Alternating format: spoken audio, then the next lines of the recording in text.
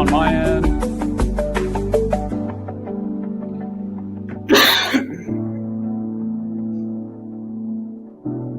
So we got 5 seconds. Let's do it. Right. Close. Welcome back. Guys, today is a fun day I've got planned. I have 3 vendors here, all from the Midwest, the local scene, that have all been not only great people who I've interacted with, but if you go on any of the Facebooks or any of the local groups, there are a lot of the names who are mentioned in the places that I frequent: Louisville, Kentucky, Lexington, Kentucky, Cincinnati, those types of areas. So without further ado, excited to introduce you to our panelists. We've got Matt, Eric, and Ryan. I'm going to ask everybody to do a quick, brief intro, your name, what you go by, where you're based out of, and how long you've been vending. So we will start with Matt. Kick us off, brother. Yeah, my name's Matt. I go by PokeYimYang on all the socials. I've been vending since late 2024, so about a year and a half. And then I'm based out of Dayton, Ohio. Very good. Ryan, how about you? Yeah, my name's Ryan, Lexington, Kentucky, but from Northern Kentucky, Cincinnati area. So I make it out to a lot of the Louisville, Lexington, Central Kentucky, and Cincinnati shows. Been vending since early 2025, going on just over a year now. And Awesome. go by All Pack Magic on TikTok, where you can catch my God Pack, one of 2. One of 2. Not to flex or anything like that. Yeah, you know. Eric, how about you, man? Yeah, my name's Eric Craycraft. I'm from Nicholasville. I live in Danville now. Kind of like Ryan, do a lot of shows in Lexington, Louisville, sometimes in Indianapolis. I have yet to venture into Tennessee, but I know there's a lot of good shows in Tennessee. I've been vending for roughly about 2 years now. Kind of got in a little bit before like the craziness.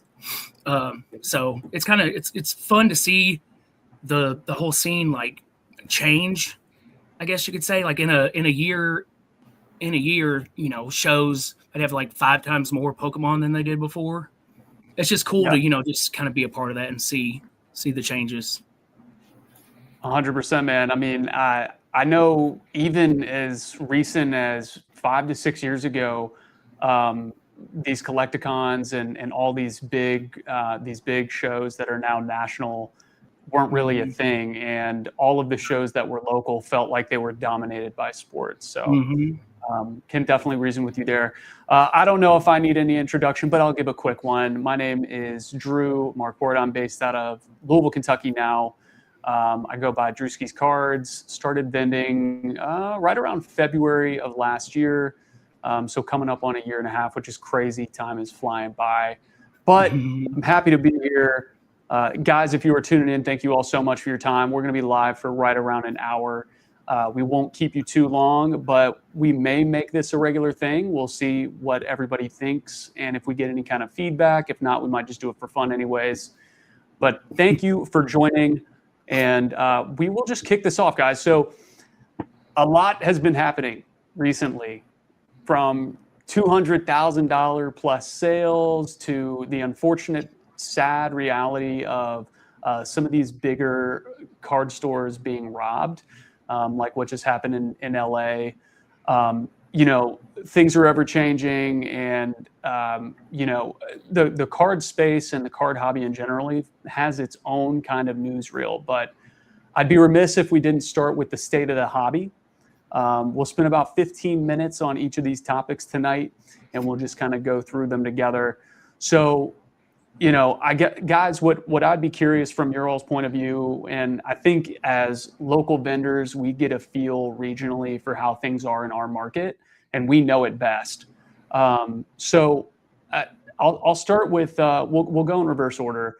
Eric, you know, do you feel the card market is cooling?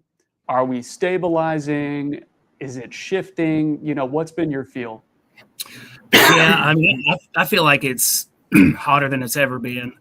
The desirability to have sealed product, cards. I mean, there's so many more people in the hobby right now than there was even 4 months ago.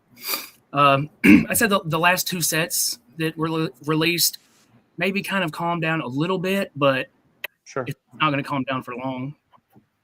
Yeah.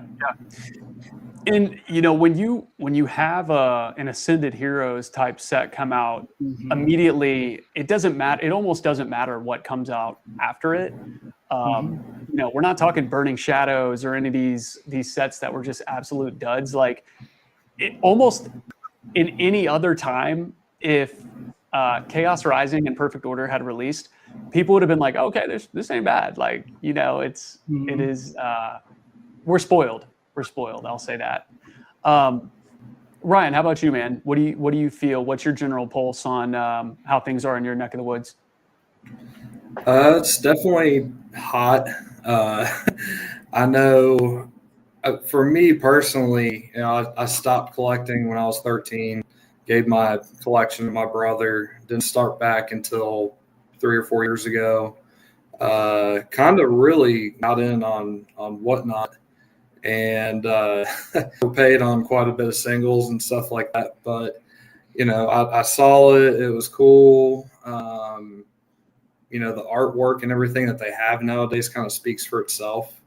I know a lot of people get mad when they see the prices of some of the vintage stuff being outperformed by the newer stuff. And I think it's a mix of, the new artworks that are coming out, and as well as just, the new hot to have kind of stuff.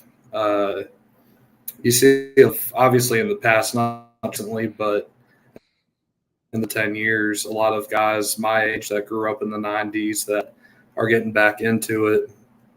And, it'll have its ups and downs. We're obviously in a very hot phase right now, but not necessarily that it won't crash down by any means, but I can see a lot of, especially myself, people my age really hanging on to what they've got, because they gave up their collection, they lost their collection, it was in mom's attic, whatever it might have been, and they don't want to have that happen again, kind of thing. Sure. And then as far as any other generations, I see a lot of every generation coming up to my table. I grew up with XYZ, this, that, and the other Pokemon, and honestly, half the time I'm still catching up on some of the newer generations. I'm like, okay, like I know of them, but like they come up and they're like, I need it, I want it, and it's cool to see. So I think, as far as the generations go and everything, it'll continue to stay pretty strong. Agreed. I echo that sentiment 100%. Matt, we'll wrap up with you on this. I know you personally, obviously you're a vendor by trade, but I feel like you've been doing a little bit of walking around at shows more here recently. Tell me a little bit about that. Yeah, I mean, I feel like most people who vend, their only source of selling cards is through those shows, kind of keeping them at the table. But I've found that I'm able to sell cards online pretty well, meaning that I'm able to get away from the table and walk those shows during the weekends, and then throughout the week sell the cards online. So I feel like, making that other avenue really allows you to have some flexibility like that. And me personally, I just think it's a lot more fun. What'd you say, Eric? I said that it's a nice mixture. You can sell online and you don't have to stay at the table, 100% of the time, walk around. Yeah, right. That's nice. So I guess my next question would be, and I think everyone's genuine curiosity who's watching, we got some viewers in here, folks. So thank you all for tuning in. But, as a buyer, do you feel that most sellers and vendors are like not willing to move off of market right now? Are people going above market? What kind of percentages do you feel you're able to buy at right now that work for you? Because I know a lot of people who watch these, these PokeTubers and all these different buy sell trades and vendor POVs. They're like they're looking at ways to where they can win. So tell us a little bit about that for you. Okay, I'll go first. So I think there's definitely a lot of there's a lot of different avenues that people take to buy and sell and trade. You know, you have your typical numbers. You try to trade 80%, buy 70%. It kind of depends on like if the card's high value, low value.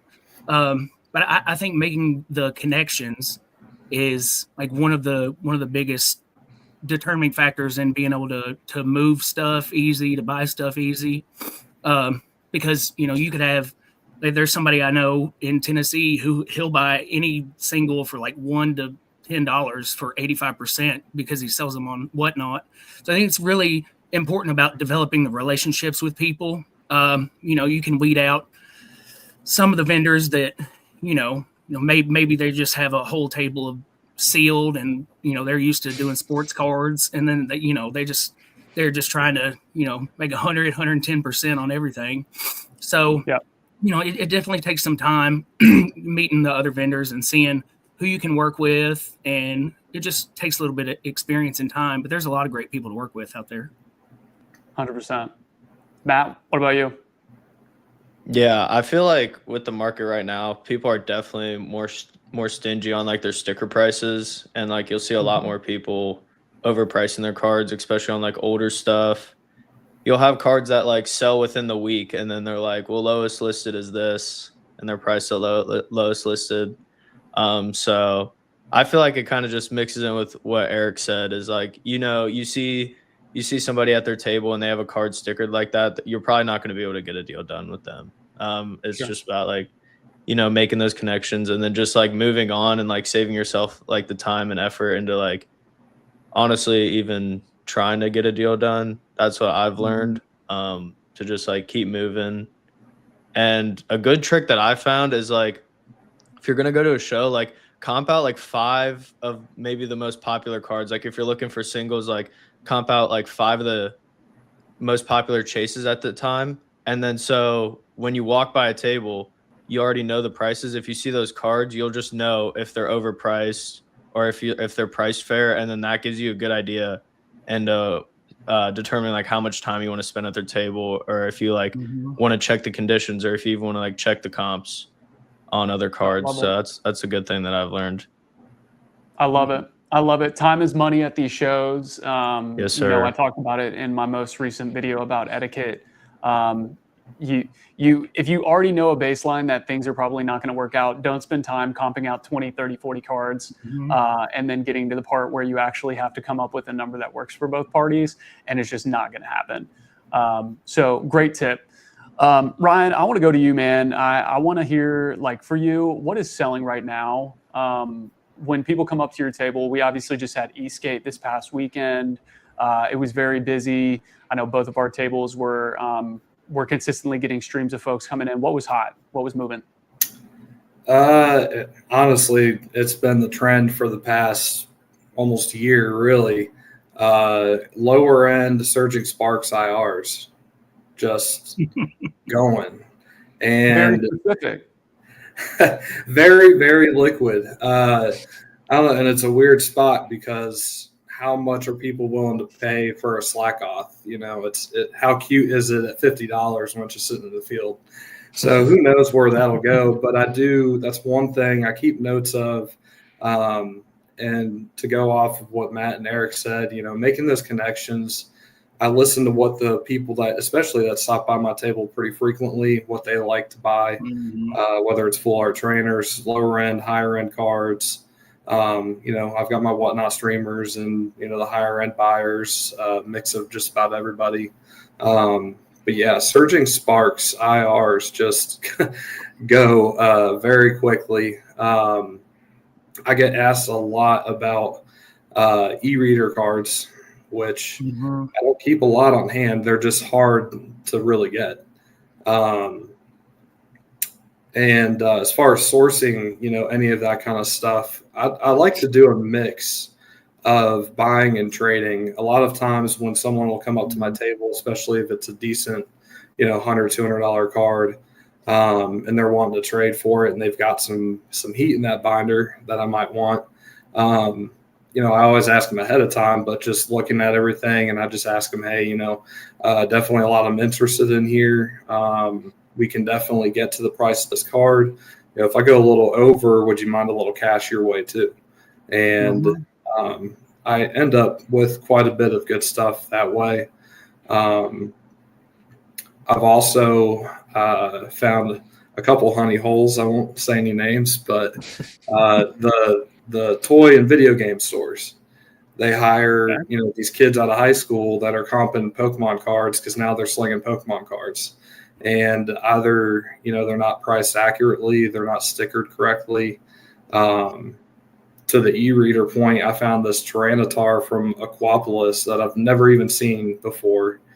They had it priced at $35. It was low comps, low inventory on eBay or anything. So I picked it up and threw it on the table for $80. And it was the first show right after that. It just went, no questions, cash. It was gone. But yeah. I love it. Yeah, man. It's been interesting. I mentioned it in my vendor POV, and I talked to a few different people at the show on Saturday about it. You either have to have a really huge mix or be very narrowed down. It feels like, if someone knows, hey, that guy's buying vintage, or he has a really good selection of vintage, then other people at the show, just by way of word of mouth, can say, go down to the corner of the show right there. That guy's got, see the sign. He's got vintage. He's buying vintage.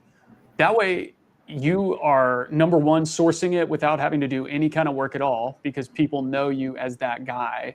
And number two, you're probably going to be moving stuff to people who want vintage because if they ask others at the show who's selling it, your name gets brought up. And that goes for ultra modern. It could be Japanese. There certainly is riches in the niches. That is for sure. So we will move on to buying, selling, and pricing strategies. For Eric, I'll go to you. How do vendors decide on pricing? Is it purely I'm running comps, I'm pricing above market because this card's been running like wildfire? Is it your gut? What are vendors mainly doing? Yeah, for me, my personal experience, I've learned a lot in the past year. Sometimes it's not cut and dry like this card sold on TCG Player.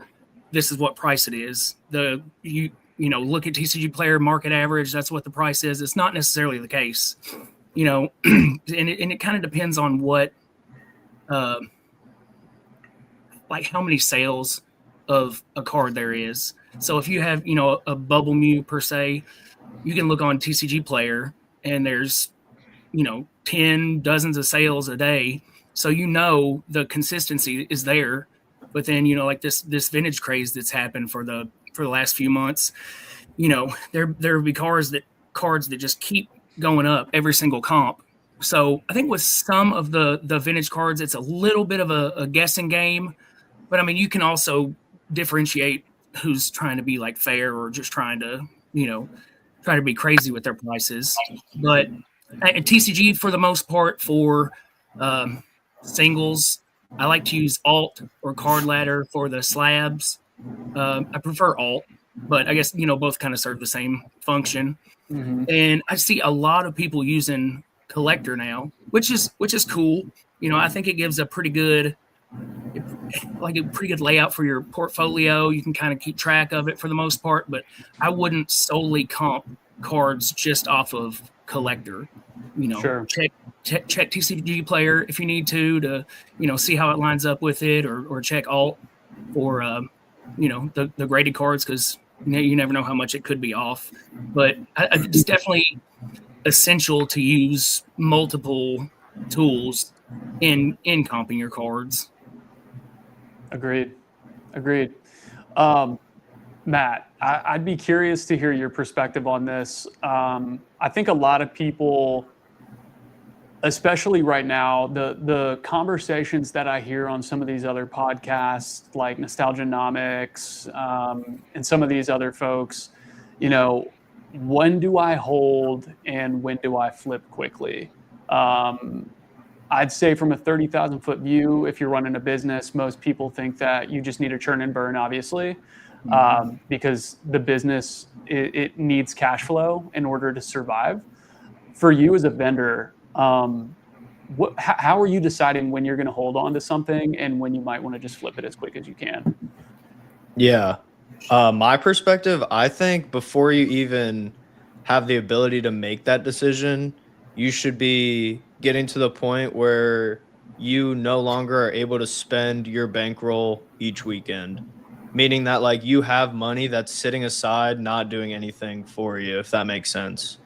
And then I think once you get to that point, I think then you can say, is there some card or investment I could put this money in that would, perform better than just holding it in cash, because I'm not able to spend it, basically not able to put it into that churn. But I think before you get to that point, I think the main goal is to just basically just buy low and sell high, just churn and burn. Because other than that, it's like trying to predict like the stock market or anything like that. Like you're basically just like making an educated guess. And I think I'd rather just take my 15 or 20% profit right away than, trying to speculate if a card's going to go up or down.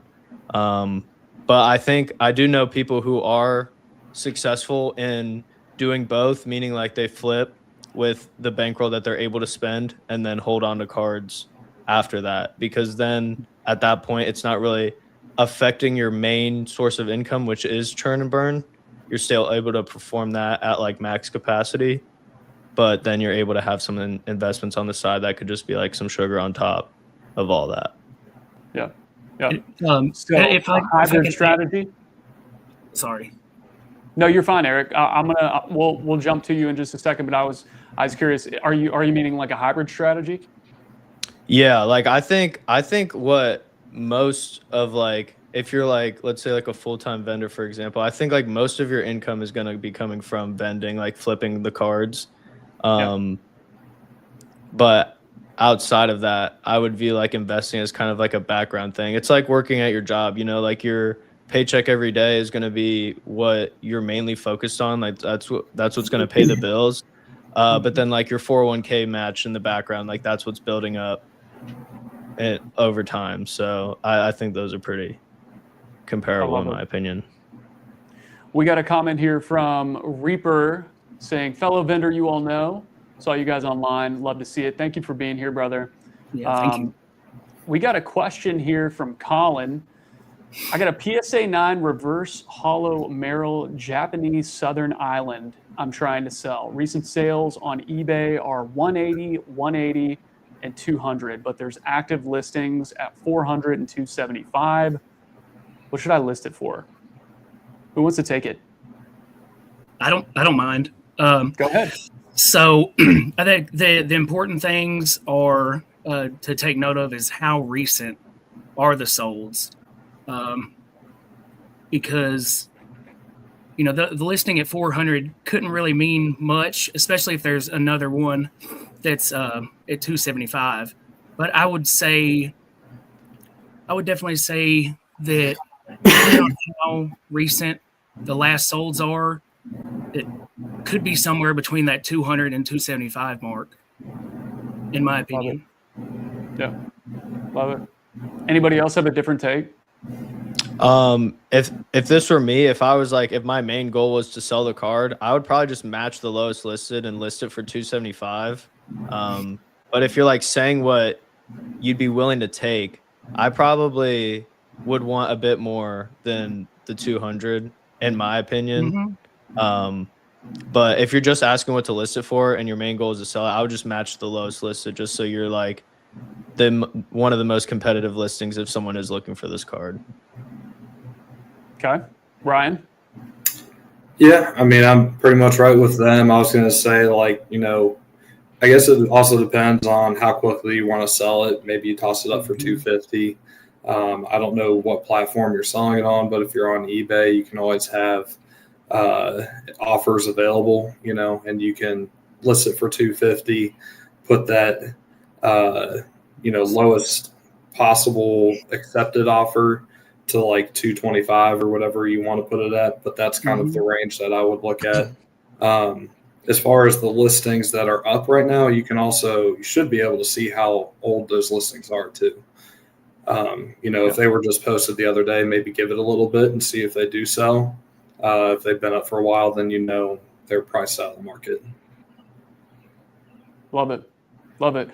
Colin, saw that you said it sold last month. So I think it kind of goes back to what Eric was saying, and everybody else, honestly, what everybody had commented on, which is if the market has continued to move up and there are listings that are maybe significantly even above the last sold, you can always demand whatever you want. You could put it for $500, $600. But if you want to be competitive and you still want to make a little bit of juice, being under low list isn't a huge problem, especially like Matt said, if you want to get out of it and put it into something else and have some working capital to play with there. So can't go wrong with that. Guys, before we move on to the next one, because I know we're already 30 minutes in, I want to make sure that we give a little juice to the audience who might see this right now or go back and watch it. So one of my questions was, tell me about some negotiation tactics that actually work at shows. What works for you at the table? And we will start with Ryan on this one. So I've got a background in sales. That's what I do. It's my job. And really what I've learned from that and from vending in general is I don't necessarily have, there are some tactics that I might have as far as negotiation goes, but when it comes down to it, it's more about connecting with the individual that you're selling to. Not necessarily tactic, but just seeing, what are they interested in? And getting a feel for, what brought them to your table? What do they want and why do they want it? Not a great tactic, but I have a lot of people, like you said, it's also connections with other vendors too. And when I point people in the right direction and they ask me for silver border, I'd say Drewski's my dude. He's right around the corner right here. And, those people appreciate that. They come back to my table, say thank you, and then they, take another look. I think it's more about connection than anything than, doing something out of a textbook kind of thing. That's, straight negotiation like tactic at least. Mm-hmm. Great answer. Eric, what would you say? Yeah, he made a great point. I think it's good to be, you want to be conversational. You want to, act like you want to sell something, kind of gauge what people may be interested in. That's kind of one reason why I like to have a lot of different stuff at the table, because I like seeing those repeat customers who just want to tear through the binders and all that, like you were saying that the Pat Flynn quote, the riches in the niches. I thought that for a while when I first started vending, and I'm like, I need all slabs. And, I come to find out it seems to work for me better to have a little bit of everything. It's not super crazy, but yeah, I mean, be nice, be respectful, be genuine, act like you care. You don't. For me, I don't want the person buying from me, I don't want to feel like they're being like, I don't know, like taken advantage of and things like that. Yeah. I want us to both walk away happy. That's my main thing, is like where we can both walk away happy. I'm cool with it. I love it. Yeah. No, I mean, I talked about that in my etiquette video as well, which is just like, you want people to leave the table and not have a nasty taste in their mouth, because half of our negotiation tactic is just being behind the table. What a massive advantage we have. And it can be overwhelming. It can be intimidating as someone who is either new to the card show scene or just got back into collecting again after however many years. And so if they leave with, if whoever it is comes up, has a great interaction, genuine interaction with you, and leaves happy, regardless of what the price is for you as the seller, repeat business is going to be a winner in the long run. So that's good stuff from you guys. Matt, what would you say? Anything different? I know this guy, I mean, he's kind of a snake, this Matt, but no, give us your, man. Give us your honest thoughts. The biggest thing that I found, especially with like selling online, there's not really much like advantage you can create with the cards themselves because, like thousands of people have the exact same card. They're selling the exact same thing as you. You guys all see the what the sales are online. So it's creating like that advantage in other places. So I've created like a very extensive references page that I send people whenever they're looking to buy a card from me online, so they don't have to worry about, being scammed or having to wait forever for the card. That's the other thing, like shipping out quickly. People really appreciate that. If they bought cards before and it's taken them weeks to get it, and then they come to you and they get it in the same week that they've sent you money, they're going to remember that experience. And, they might pay a little bit more in the future so that they have that kind of quick shipping and good experience with you. So I think creating those advantages, and like you guys said, like being friendly at the table, like people are going to get to the point where they're going to go to the Eastgate card show and they're not even going to look around and see what other people have. They're just going to go straight to, that person's table that they know they had a good time at. So I think just creating those advantages outside the cards themselves is super important, like you guys said too.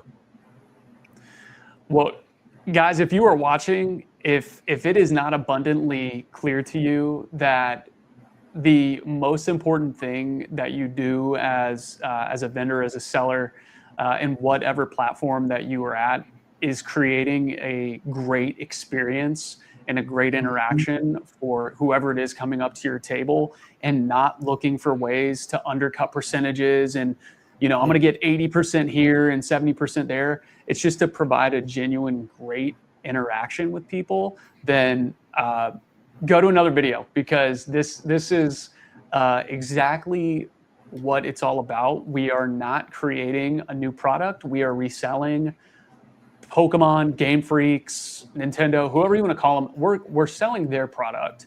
And so at the end of the day, the real product is you. And so you need to create a great experience for people as a vendor. That way they know where to find you. They come back to find you. And another great way that all three of these guys do, that I know well because I've seen them on every platform imaginable, is creating content. Content is right now a massive hack. And if you aren't doing it, you're probably going to get left behind a little bit. And if you aren't creating content, you need to at least be active in the spaces where people are creating that content. I think all three of these guys would probably echo that sentiment. 100%. All right, guys. It's time to move to inventory and sourcing, everybody's favorite things, right? So there's a number of things we could talk about here. I think I want to start off with, where do we actually get our inventory? Is it collections? Is it breaks? Is it from other dealers?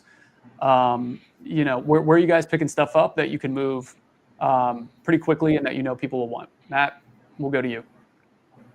I mostly get all my inventory from card shows, whether that be like vending or walking around, like you said earlier.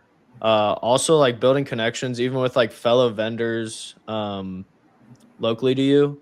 I remember like recently I was going to either Cleveland or Chicago Collecticon. I can't remember which one, but I was low on modern singles and I messaged a local vendor and I paid him like pretty well, but just knowing that like you're able to source stuff kind of whenever you want if you're willing to pay a little bit better, but making those connections. And then I love walking around at card shows. That's probably my favorite part about it. I love sourcing cards that way. You do have to pay a little higher because you're walking up to people's tables, but it's fun because you get to the best thing about walking around card shows is you get to pick your inventory. You're not really like subject to whatever walks up to your table. You really get to choose what you're going to have for sale. And I think I really like that aspect of it. I'm still waiting on that first buyer POV. It'll get there. It'll get there. The content, it's a grind. Yeah, it is. It is. We want that pilot episode though. Eric, fire it away, man. Let's hear it. Yeah, I think what Matt was talking about, that's definitely one aspect. I think because I've heard a lot of vendors say that sourcing is kind of like the hardest thing for them to do. And the more you get your name out there, the more people know about you. Maybe the more people will come to you. But I think it's good for now to look at Facebook Marketplace. Like Matt was talking about, there's huge Pokemon Facebook groups, and you never know. You could be scrolling on Facebook and see a card, and you're like, oh wow, I could probably make $100 on that, or whatever. And then, just kind of all about establishing the relationships. But looking on different platforms, a lot of people do Instagram stories, and like he suggested, you can walk around a card show and typically find some stuff there too, but it can be rough in the beginning. But once you build up some more inventory, you have more money to play with, and then it makes it a little bit easier. But it'd be nice to get to the status of like, oh yeah, this is guy's known on YouTube, and you have people come to travel just to see you and stuff. I'd say that makes it a lot easier. But yeah, that's kind of my take on it. Agreed, dude. I mean, those Jarchomp lines are literally ridiculous. I saw it firsthand at Pokepalooza. I guess they call it Collector's Palooza now, but I mean, you're not wrong, dude. That's why I said the content is a hack right now. With the market as hot as it is, like if people know to come to you and you don't have to spend the time and the effort, pushing to go find it yourself. Time is money, and that's like an infinite money glitch, is just having a known name and known brand. Especially since he's only been doing it for a year. Insane. Like Jarchomp, he's been doing it for a year, and yeah, absolutely insane. Wild. Yeah. No, shout out to those guys. Shout out to all the guys on YouTube and TikTok and stuff, putting out really good content. Obviously. Namex and guys like that are who inspired me to start my channel and start doing stuff like this. And I think it's important to hear from people like us. I was having a conversation with Matt about this, just that like, obviously those guys are in the mainstream, and it is important to hear from people who, essentially quote unquote have it all right now. But I think for the masses, if we could, I would want people to see and hear this video more than they would hear and see some of those buyer POVs, because this is the real world. If you're just getting started. So, Ryan, how about you, man? Where are you grabbing stuff? Mix of everything, literally everything. Like I mentioned, the toy video game stores. I'll dive in once a week or so and just see if they got any inventory. I've bought a pretty good collection, sizable one. That was last year. But a lot of my inventory really comes at the table. Just being willing to trade. We all have our niches and stuff. Like I said, you're the silver border guy over there, Drewski. But I don't dabble in it as much. Yeah, you just you don't want to stick. You want to diversify your table as much as you can. I'm not taking EX cards and different stuff like that in, but like the Surging Spark IRs and stuff. I don't mind taking $120 worth of those in for one of my $80 cards or whatever, because I know they sell so quick.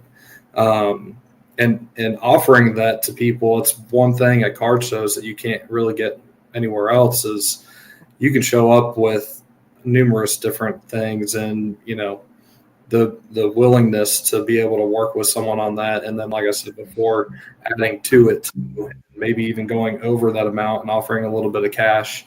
Maybe they're not looking to sell really. They're just, I might get rid of some of these cards, for one that I like, but you add a little cash on top to a deal for a card they already want, and now everybody's winning. Yep. Mm-hmm. So yeah, really a mix of everything. Definitely, Facebook Marketplace, social media. Bottom line, when it comes to social media or at the table, we keep saying it's all about connections. So, 100%. I love that we have these common themes among everyone. It's true when not only one person is saying it. So, guys, if you're picking up on anything, just pick up on the continued themes here, because I guarantee you, if you start or if you get into it, you're going to experience it yourself too. This is a fun one that I thought we could all just kind of go around the horn on, because people love to hear stuff like this. Give me a story of a crazy find we'll call it within the last, because the boom really started towards the tail end of 2024, beginning of 2025, surging into prismatic.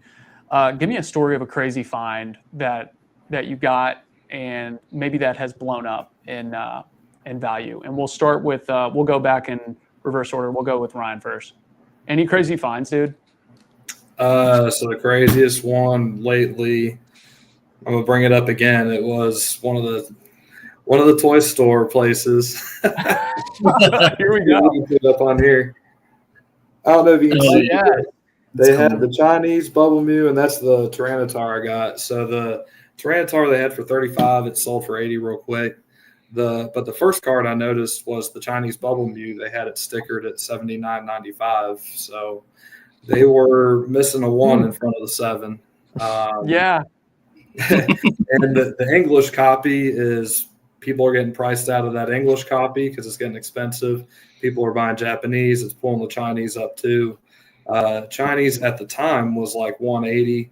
Kind of going to the pricing thing, what's available and where. I don't ever price anything, where's it going to be in a month. I'm not doing anything like that. If you want that price, hold on to it for a month and then sell it then. But I put it out for 200, knowing, obviously I've got quite a bit of wiggle room on that. It didn't last but 1 or 2 shows, but yeah, that's probably the craziest find I've had. And I looked at the card, looked at both sides. It was near mint, not necessarily gradable for the centering, but it was a really nice copy. And I held on to that while I was looking at everything else and made sure nobody else could see what I had in my hand. Yeah, that's probably the craziest find I've had lately. Hell yeah, dude. What's so funny about that story is I actually had a PSA 10 Chinese Bubble Mew walk up to me on Saturday, and I was like, do I really want it? But then I was like, okay, actually you're right. Like, the Japanese is now blowing up, and what's next? It's gonna be Chinese. So the Chinese is 220, I think, right now. So it's already exceeded what I had it out at. So yeah, no, I mean, price go up, right? I think isn't that how this all works? Price go up. Eric, give me a sneaky find. I'd say this is probably about a year ago. I found, I was kind of dabbling in the Final Fantasy Magic cards, and I found somebody who used to collect Pokemon cards maybe 6, 7, 8 years ago, and he was into Magic. So I wanted to trade all my Magic for stuff that he had. So I got a couple solid cards off of him, with the main one being Near Mint Lovebirds, and it is a solid card. At the time, I didn't put any cash towards it, just trading, some of the Final Fantasy stuff that I didn't like. But it's also a really good find, but it's also a fumble. So I had the card. I think it may have been like $2,000 market, something like that. I can't remember exactly, but it was super clean. I posted it online. Like I was scared to send it in to grade myself. I'm like, I don't know if I want to have, $10,000 card out there, yada, yada. So I ended up linking up with this guy from North Carolina, and he was like, saw the card, everything. He's like, yeah, I'll trade you about $3,000 worth of stuff. And I was like, well, I mean, that's a win, so I can secure the win. So we did that, and then he sent it in and got a 10. So, so I guess we both brutal. won, but Yeah. I could have won a lot more. But it is what it is. Like, kind of like I think it was Matt that was saying, you know, you just kind of secure those wins and don't beat yourself up over missing out on value on a card, because it's going to happen all the time. Mhm. All the time. But as long as you're consistently, you know, winning, and Right. it is what it is. Yeah. That's right. That's right. And like you said, you won, and so did they. And that's part of the game, man. Exactly. Somebody might be a bigger winner, but if both people win at the end of the day, you did something with that $2,000-$3,000 of value that you got, and I bet you it's worth a hell of a lot more now. So, how I gotta ask, those Magic cards that you traded, how are they doing? At the time, they were pretty hot. I mean, it was within the first day, it was the most selling Magic set of all time.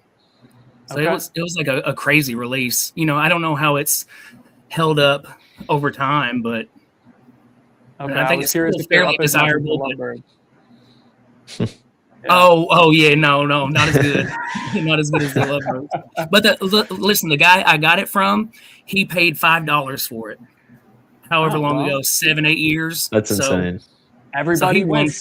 Yeah, exactly. Love it. All right, Matt, give me one, dude. I've never really had a crazy find where like somebody's super under. I have had some like crazy come ups though, where I've like had something that's increased in value. That's how mine's gonna be. So throw it at us.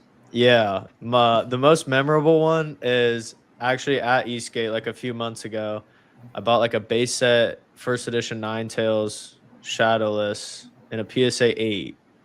And I paid like $1,100 for it or something. The most recent comp was like 16.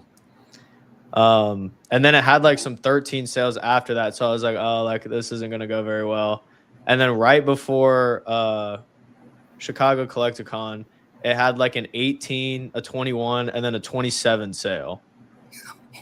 And so I was able to dump it. I ended up getting $1,900 for it. And then not even like that was on like Sunday, not even the end of Monday, there was three $1,300 sales after the 27. So like that's like as lucky as it gets. So that was a pretty memorable one for me. And shout out Chomp and Mimic. Seth Bainey sold me. He walked that card around to like probably 100 different tables and sold it for me. So that was clutch. Shout out Chomp and Mimic. We love that. That's awesome, dude.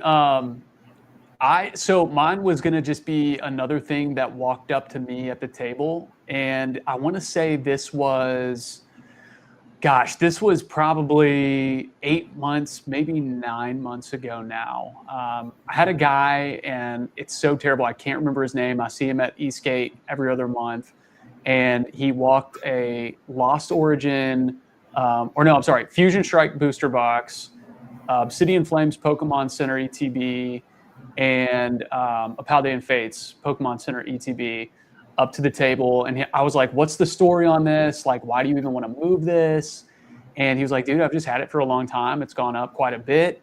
And I'm ready to move from it. And we came to a final number, I think of right around 1,500. And that was for the trio. And I swear, like within a few weeks, they all shot up like 30, 40%. And the next time I saw him, he was like, you still have all those? And I'm like, yeah, I actually do. So I say all this to say, like, you can win in multiple ways, whether you're flipping quickly or holding. As you all can see behind me, I love sealed, and sealed is kind of like my bread and butter when it comes to that. That's like my 401k, my Pokemon 401k. And the singles and the slabs are moving, flowing liquids. So I still actually have all three of those.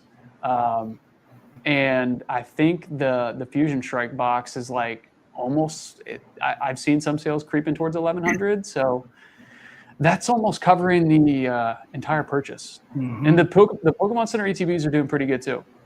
So, Yes, sir. Okay, so let's talk about grading and authenticity, because I know this has been a controversial hot topic for a long time. I mean, we had that, if you want to call it, scandal with PSA a few months ago, where the guy sent in those Pikachu Zekrom tag team promos, and Mhm. some of them he gets shipped back to him, some of them he throws in the vault, and they ended up saying that they regraded a few after he noticed that when he checked the cert, they had gone from a 9 to a 10 conveniently for PSA. I think some of those he actually resold because that PSA had just come out with that resell feature. Mm-hmm. Yeah. With that being said, we'll keep this open to everybody's interpretation. This might be the one where we all, I don't know, maybe there's some different takes from each of us here. Is grading still worth it? Is it worth the time? Is it worth the stress? Is the juice worth the squeeze? Let's go to Eric. I want to hear Eric on this one. Yeah, I'd say it's definitely worth the squeeze. As long as you educate yourself on it, don't send in cards that. I mean, I don't prefer sending in cards that you might see like a whatnot streamer have, like it's a $5 card and a $20 CGC 10 or something like that. But also try not to penny pinch, every dollar I can out of a card.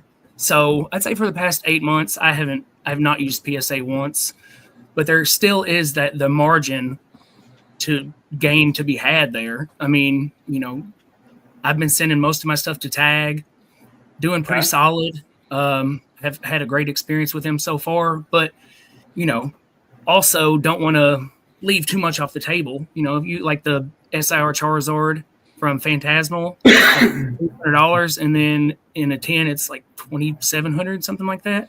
Like there's some cards that it's like it doesn't make sense not to grade it.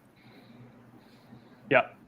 So yeah, and so I don't really take too many gambles, but if I know the value is going to increase in the card, I'll send a little bit here and there, and then you'll have them trickling in, back in a couple months, and then it just adds up. It just keeps adding up.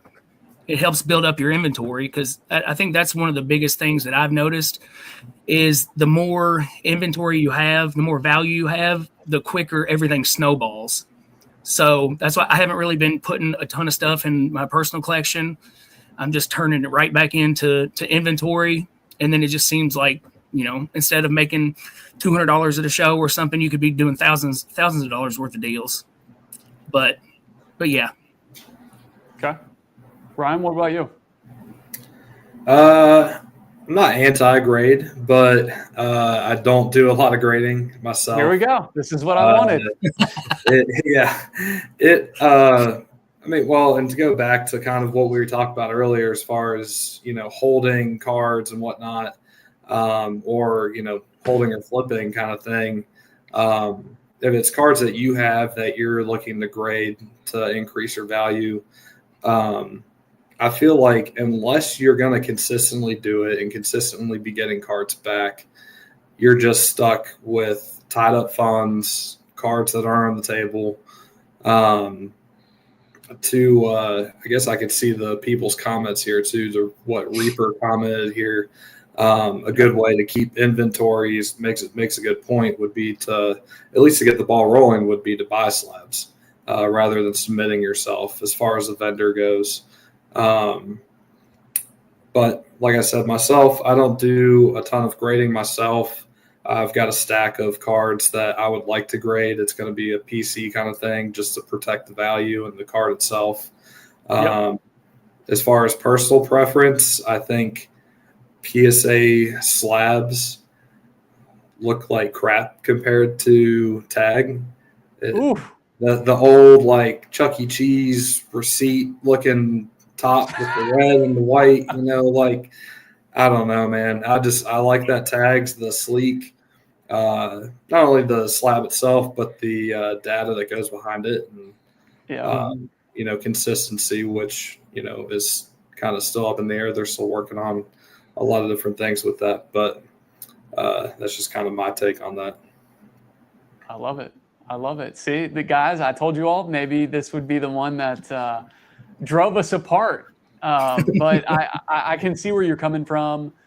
Certainly what Reaper said. I don't disagree with that. I think to play devil's advocate in this scenario, one thing that I heard a couple times this weekend from people, which I sort of tend to agree with, is as all of us know, these digital rip and ships are blowing up right now. And the rate at which they are consuming slabs and sending people to card shows and buying up a massive portion of the, I guess I would say the slab economy, so to speak, really seems to be driving the price up of all slabs.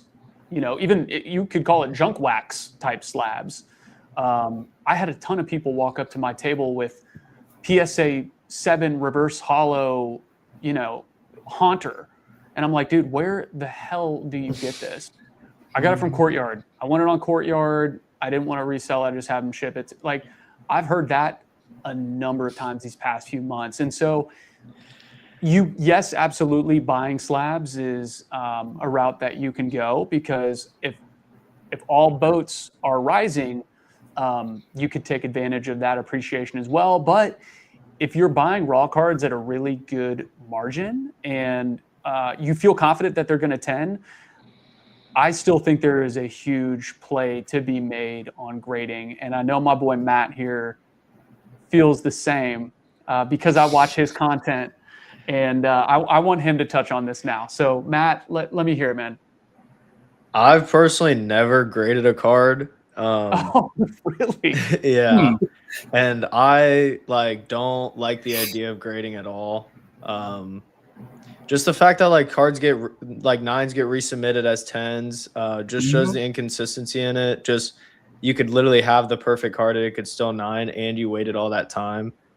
I'm personally in the boat where I think if your goal is just to make money in the Pokemon space, I think it kind of goes back to investing. I think your main goal should be to be flipping as fast as possible. And then once you get to the point where you can no longer spend that money, then maybe putting some cards aside and putting that capital and time into grading is the right move to do. Because I do know people who are successful with it. Kind of like Reaper said, once you get a flow going where if you send out a submission every month and then after the initial waiting period you're getting a submission back every month, I think that is very profitable. But I don't think it's as profitable as if you were just flipping the card. So I'm very anti-grading, but I obviously still buy the PSA slabs, even though they have so many scandals, just because that's what the market demands. We're at the mercy of what people are wanting and willing to pay for. And if I can make more money buying and selling PSA slabs than tag slabs, I'm not going to switch to tag just because I don't like PSA slabs. I'm going to stick with them just because that's the goal of it, is to have it be a business, Love it. Sorry guys, I'm playing around with StreamYard because I'm a noob and I'm trying to see how funky I can get with it.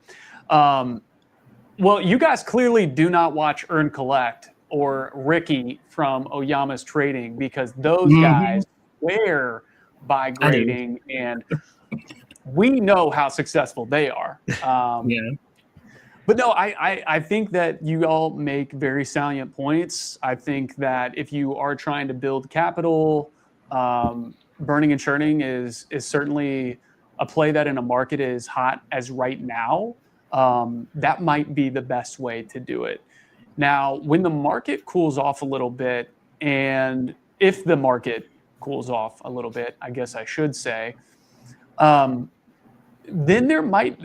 I guess we could all maybe circle back to this at that point and see if it might make a little bit more sense to look for grading plays with a different type of environment. I heard a little bit about it from each of you all during your explanation. My next question was going to be, what has everybody's experience been with these different grading services? You know, certainly King of the Hill, the top dog, Nike, is PSA. Whether people like it or not, it is the known brand. It's the known slab. It is the top dog, and you can see it in the numbers just by how many they grade in volume every single month.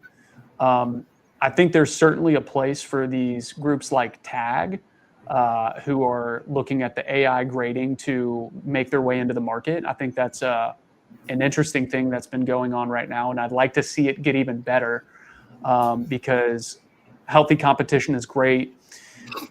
I was going to ask about experience, but now I just want to know everybody's general thoughts on what the hell is going on with the Black Label Bubble Mew going for 230, what was it? 234, $236,000. Guys, help me out. Are we in Crazy Town? I think it's just one of the, or go ahead. I was going to say the guy who bought it, he's like a huge Bubble Mew collector, and he has so many slab Bubble Mews. I guess it makes sense for him, but I don't know. What were you going to say, brother? I think it's just like a supply and demand thing. Like you look at other modern Black Labels, I think the Phantasmal Flames Charizard Black Label is like pop 50. And that one's even, that one's even more recent than the Bubble Mew. So I think just the fact that it's so rare, and the fact that like you see all these like vintage grails going for so much money, it's kind of like one of the few true like modern grails. And then obviously it's one of the most popular Pokemon cards that's come out in the past couple years. So I think kind of all of that got to that price, but it is definitely insane. Because I mean, if you see that price tag next to like a PSA 10 Gold Star Rayquaza, you still think it's crazy, but like you're like, that makes sense. But I feel like since it's so modern, people like are more like amazed by it. But in my head, it does make sense, because there are more PSA 10 Gold Star Rayquazas than that card, if you think about it. So I think it's warranted. Is this not the top of top signals? Are we okay? Can we still keep going up? I think like, isn't the whole Pokemon like economy, like life cycle, it's like cyclical, and in the summer I think it tends to cool down. I think we'll just see like less of a cool down. I think we'll still see like a pullback because it can't go up forever. But I think just like so many people are into it right now that I don't think it's going to come down that much. But it has to come down eventually. It can't just keep going up. That's what they say. I don't know. No, I'm joking. Ryan, I didn't get your opinion on the Bubble Mew, so I want to hear it. I just kind of more of a broader topic based off that. I mean, yeah, it's a crazy number, but I feel like there is a lot of price shaming that goes on, whether it's streamers or people on Facebook, and they bully people into like, why'd you pay that FOMO price? You're an idiot. And it's like, man, if someone wants to spend $1,100 on a Gengar from Ascended Heroes and it's worth it to them, that's great. I mean, that's their business, Obviously, that comp stays there if they bought it online or anything like that. So it does affect the market. But that, again, with that too, I mean, social media really has driven a lot of the success and the hype and kept the market, where it's at. You see Kim Kardashian buying her kids' cards. You've got Olympic athletes. You've got NFL players ripping packs on fields. Like, you've got all this stuff going on. And I mean, yeah, that is absolutely ridiculous. I would probably shame the person that paid that for the Bubble Mew. But if you got it, go for it by all means. I will say, and this is something that I feel like has been kind of on the back burner when, we might go into this cooler summer and everything. I think it will generally stay pretty stable. As far as the market goes, we've got the anniversary set coming up. We've got Rayquaza set. We've got a lot of good stuff coming into the end of the year. And one of the things that kind of got lost in the sauce, I feel like, is when Pokemon put out the video of the 30th anniversary stuff going on, and they had the Mew and the Mewtwo monochrome looking something. Nobody's really talking about it. We don't know what they're doing with that. And they create a new, it was all arts, then it was SIRs, and now we got these gold cards. Now we've got monochrome. We don't know what it looks like, what it's going to be, if it's going to be exclusive to the 30th anniversary set. Is that going to be something in new sets coming up? So there's a lot of different things going on, but I think that's one thing that a lot of people have it's gone over their head as far as that goes. And, I think we'll continue to see a pretty stable and hot market for quite some time. Guys, God, I'm going to probably get flamed for this, but call me crazy. I like the Charizard more in Paldean Fades. Dude, I'm a sucker for artwork. I feel like that is a huge reason why I like a lot of the cards is like the color schemes and how things work, and the artist and Shinji Konda's stuff is just kind of bizarre and edgy and out there. Akira Agawa is up and coming. She's got some amazing stuff, and so many of these artists create really unique, different looking cards, and that's not to take anything away from the Bubble Mew. And I love the derpiness of like the Oddish and all the other plays that are happening there in that card. It's telling a story in itself. But God, I'm such a sucker for the Charizard. Am I crazy for saying that? Oh, it's good because it's way cheaper. It's only like 50 grand. Thank you for that, Matt. I appreciate that. Oh my gosh. All right. Where can we go next? So I posted a video about this maybe 4 or 5 months ago. It actually was a vendor POV that went fairly viral. And I don't know. I didn't do anything crazy with the video. I highlighted the interaction. But it was a gentleman trying to sell some proxy cards, specifically some higher end silver border proxy cards, specifically the Umbreon, and immediately knew upon seeing it that it was fake. He brought it to the wrong vendor. Maybe another vendor wouldn't have caught it. Are you all careful about spotting fakes and altered cards at the table, or what's your approach when you feel like one might be fake? I know Ryan and I probably 2 or 3 months ago had an interesting one with a reverse holo legendary collection Snorlax that walked up to my table in Louisville at the JJ show. And I'm not going to go into that deal because I don't want to stick my foot in my mouth. But I had my own preconceived notion of why it might be fake. What's your all's take here? I mean, is this something you're on high alert for? Does it just never happen to you? Eric, take me home with this one, man. Okay. Yeah. I mean, it's happened to me. I'd say it's probably happened to almost anybody else, maybe in their early collecting or vending journey. Yeah, you got to learn what to look out for, like the XY era cards, they definitely look dull and they have a real big rainbow shine. The backs don't look the same. But one thing I had happen recently, and it was not very good, is I got a Umbreon Skyridge Hollow, and it looked like it was near mint. I traded a lot for it, and it was a guy who came up to my table.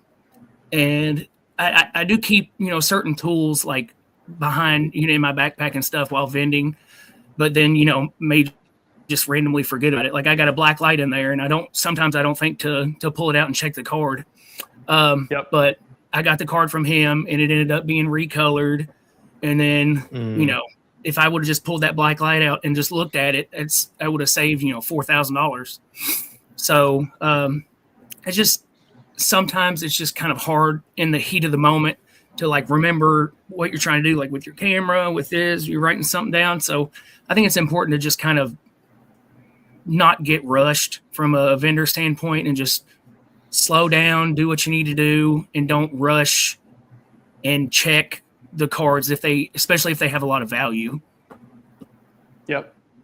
100%. Ryan, what about you, man? Yeah, I was going to say the XY cards definitely are one of the tougher ones. All the different hollows that they have for those. A lot of the vintage even too. Honestly, I haven't had any that I know of on big deals that have come up that have been fake cards.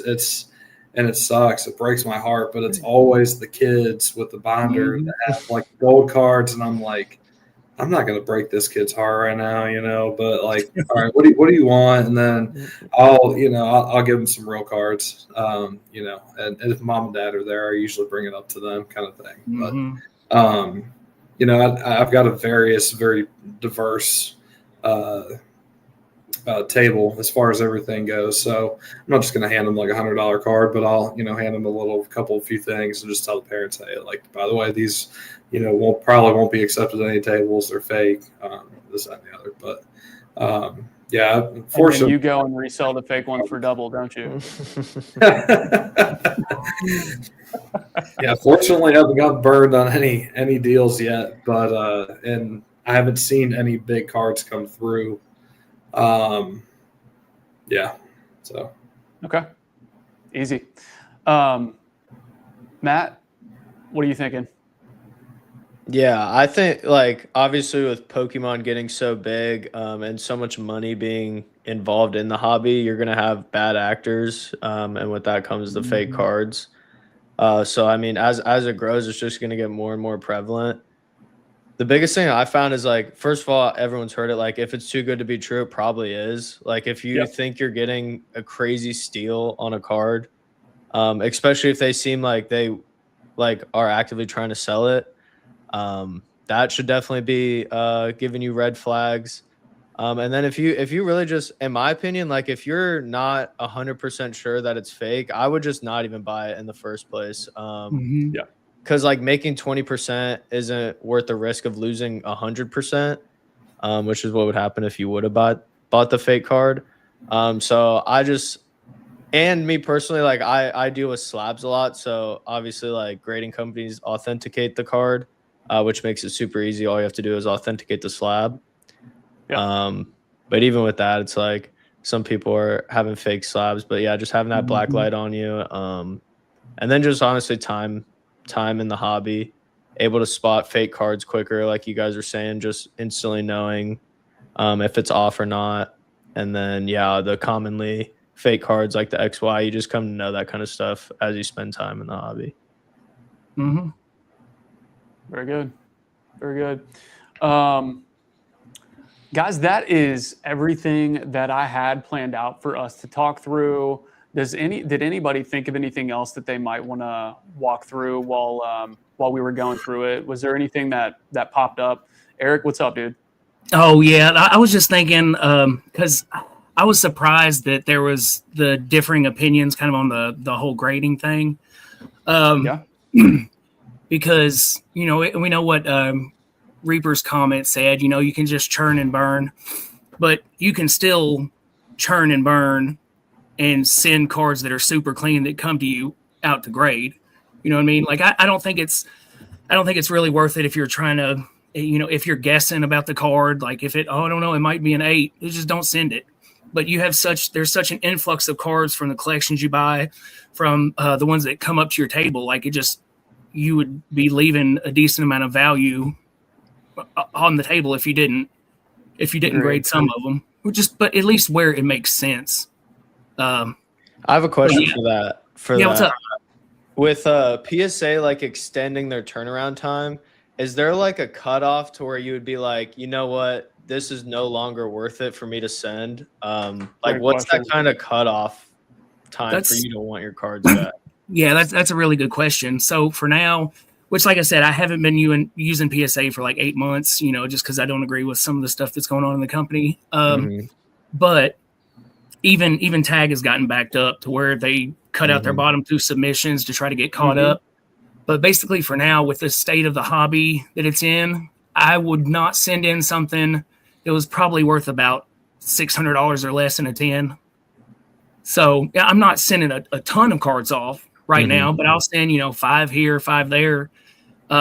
Because I have enough inventory where it doesn't necessarily hurt me. So that's one of the benefits of having a little bit bigger inventory is, I'm not going to miss that card that was $600 that could come back $1,800.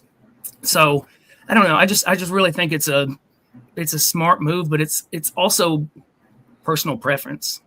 Some people just don't even care about the grading companies at all. They just want to sell raw cards. But I just feel like as a vendor, that's a way to capitalize on a little bit more money that's just going to help, build everything up again. I'll give you a prime example. About 3 months ago, a regular patron of mine walked up to my table with the SIR Charizard from Phantasmal Flames raw, and it was pristine. And I immediately looked at it and thought, that's going to get a 10. So I sent it in on the, at the time, I think it was $65 service. It was the regular service with PSA. And the turnaround time at that point before they had changed it was 20 to 30 days. So I knew if I got it there quick, if I priority mail expressed it, it'd get there in 2 days and I might be able to get it back before the next card show. And in my mind, I was thinking, okay, I'm picking this up. I think at the time the market on it was, we'll call it $800. I don't think it even was. I think it was like $750. And I got it for 83%. We came to 83% cash. So I'm thinking, and this is exclusive to the environment that we're in right now, and I've heard this being talked about by other YouTubers, even if it comes back a 9, which I didn't think it would. I was pretty damn confident it would come back a 10. But even if it did come back a 9, I'm going to pay $65 to grade it. I'm going to pay $18 to ship it. I'll be in for $80, call it, plus the price of the card. And I guarantee by the next show, it's going to have gone up $80. So I'm either going to break even, or if I 10 it, I'm going to double or more my return. And sure enough, got a 10. I got upcharged. One of my favorite emails to get is the upcharge email. I know everybody has their feelings about PSA and the upcharges with grading. But sometimes, that's the price you pay. And I'm kind of a PSA hoe. So, call me what you want. I didn't say this was going to be a PG podcast, but sure enough, I get it back. It's a 10, and I move it to a big local name. I'm sure you guys know him. I'm not going to mention it because I don't know if he'd like his name mentioned, for $2,300. So in the course of a month, I took a 83% at $750. You can do the math. Card, and I turned it into $2,300. And I would not have had that same opportunity to do so if I didn't believe in grading. And so, yes, the churn and burn is great. Yes, if I would have waited a month, even if I kept it raw, it would have gone up in value and I would have still made money on it. I made a hell of a lot more by taking the gamble to grade it. So it is a skill, just as Ricky and Ern and some other folks talk about. It's a skill. It takes time. It's not perfect because these grading companies are inconsistent. But if it's a percentage game, and if you can get good enough to make the percentages work enough times, I still think there's a huge play with grading to be made. So that's my soapbox on it. Sorry, Ryan. I know you don't grade. I mean, it's just like you said. It's at the end of the day, it's a gamble. I have submitted one PSA submission. It was the Gold Charizard from Phantasmal Flames. Second, third, fifth opinions, all different types of very reliable sources, including myself, looking at like this is about as clean as it gets. And comes back and I rush it, comes back a 9. I still sold it for more than what the raw price was, but I think after everything, it ended up being about the same as if I had just kept it and sold it raw. But with that time involved and everything on that, yeah, I mean, if you do the quick turnaround, it's a little bit less time, but at the end of the day, you're still gambling on that. And I know that if I take that same $400 card and I take a trade for a $500 card the next week, now I'm up $100, and that's not a gamble. I know I can do that. And then I can take cash for that $500 card and then put that back into what I've got at 70%. And by the time you get that PSA back and it's, you're up $1,000, I'm doing the same thing, turning and burning raw. So it's just kind of to each their own kind of thing. It's just that gamble portion of it. I just kind of stick to what I know, Yeah. And I mean, I agree. I think to marry it in, I think you can do, as Eric said, all of the things. I think you can get a nice inventory and churn and burn it. And I think if you have a keen eye for things and you're willing to take the chance, you can send things off to grade and wait for them to come back while you're still churning and burning and creating cash flow with all of your other cards. Another thing that I find interesting is at the beginning of 2025 last year, I started buying pretty heavily on eBay and on Whatnot because I'm a degenerate. But I sent off a ton of things like the Dragonite Alt-Art from Evolving Skies. I think I picked that up for like $220 on eBay in raw, the Bubble Mew. I think I got that for like $300 and it was an English one. And I sent it all off to grading and I did the bulk, which was probably a bad decision because it was there. It was there for 6 months. But here's the thing is when I got it back, the market had gone up so much that I know I wouldn't have held on to those cards if I had rushed them and gotten them back, because I would have gone, oh, here's instant profit. And the long turnaround time from PSA forced me to hold the card that I otherwise wouldn't have done. There's so many angles that you could go at this. And I don't think there's one right answer, which is the beauty in all of this and why it's so much fun to talk about. And I appreciate all of your all's opinions, and I hope everybody who ends up watching this does too, because there is no absolute 100% right answer. There's a million ways to skin a cat. We are at 8:55. Colin, appreciate the stream, sharing your all's insight. Thanks for making it in, buddy. Everybody else, thank you all too. Got a comment here from Reaper. As a business that needs consistent cash flow to pay people and overhead, if an employee can make their value over time with grading, then it's considered a passion project by collectors. I think he said can't make their value over time with grading process. It's passion project. Yeah, that's true too. In this market, you can't really lose though, unless you're just sending absolute crap and have an eye for. If you're blind in one eye and can't tell that a card is 70-30 and not 45-55 or closer, then yeah, you're probably going to get hosed. But as long as you're marginally within the realm of being halfway decent at doing this,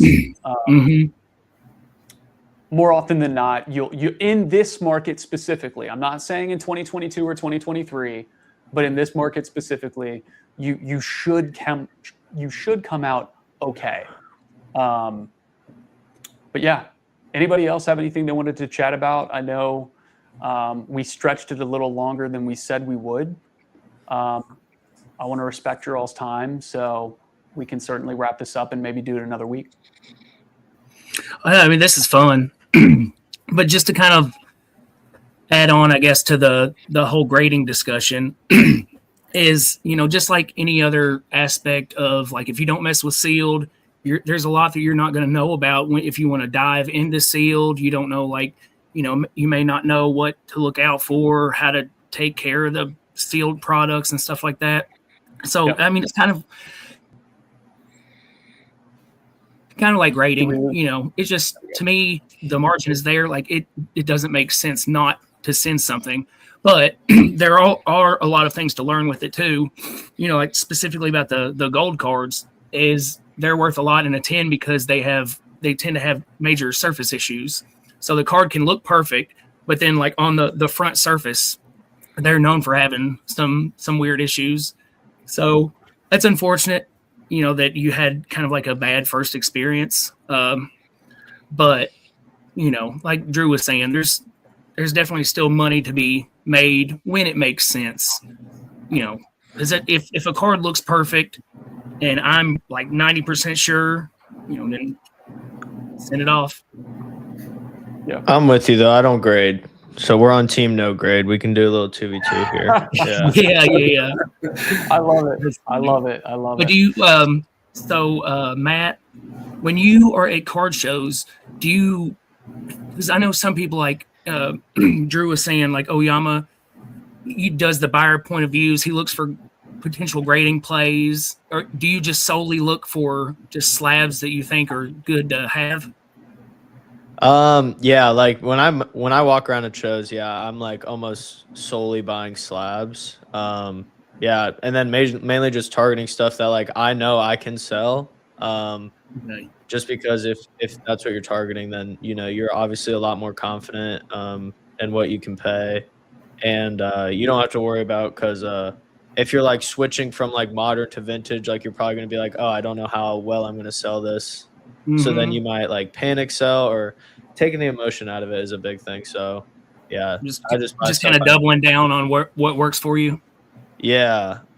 I disagree with the whole thing with grading. I know people who make money with it. Like I have a buddy who grades, and I tell him, I'm like, if you grade anything, like let me know and I'll pay the market for it, like, because I know you're gonna make money grading it. It's not really my thing. Like he said, like it's more of a gamble, and I'm not really a gambling man. I'd rather just take my 20% and move on. I get that. Yeah. That is the beauty of it. It's different strokes for different folks, and there's so many different ways to do this, and that's why I had these guys on, is because I knew there would probably be some differing opinions. I knew that there would be a lot that we agreed on. And overall, I'd say, as you all can see, the big things that we highlighted here, 30,000-foot view, give people a great experience so that they come back to you, capitalize on your presence online, make sure that people know who you are, that they know that you're buying and selling, so on and so forth. And there are so many different ways to make money right now. That's what's so awesome about the market, along with it's not all about money, but obviously everybody has their own appreciation of different cards and different genres and eras as well.